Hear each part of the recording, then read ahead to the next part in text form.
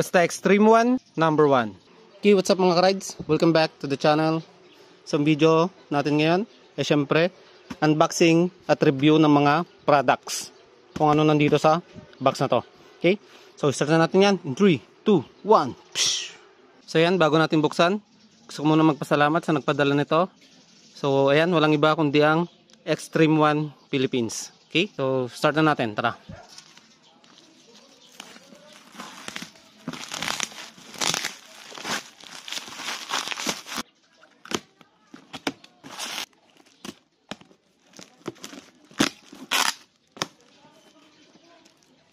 Ayan, ito yung pinadala nila. Ayan. Ang laki ng binag.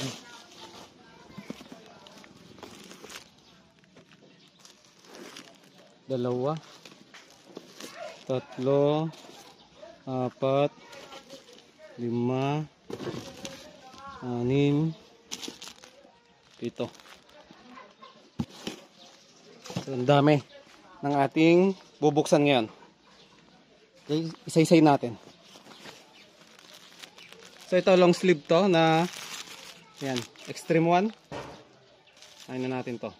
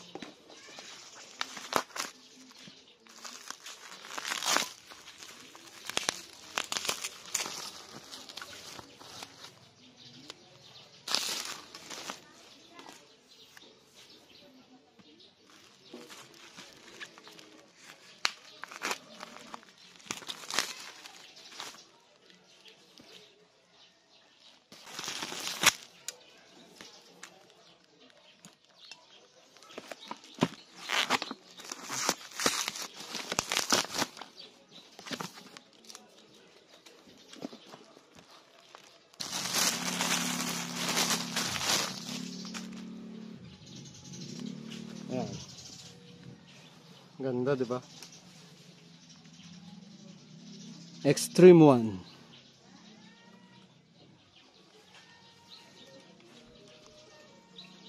Value your ride.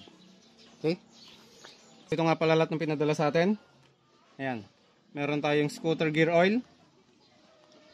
Pangalawa, meron tayong, ayan, CVT cleaner or yan jet spray. Pwede ito sa panggilid natin tsaka sa ating throttle body.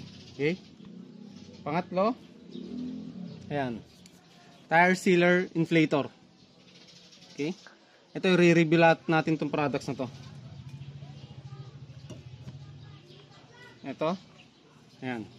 Pangapat, meron tayong Deras lubricant. So ito magagamit natin lalo na sa mga stagnant na bolts. Okay? So maggagawa tayo ng separate review para sa mga to.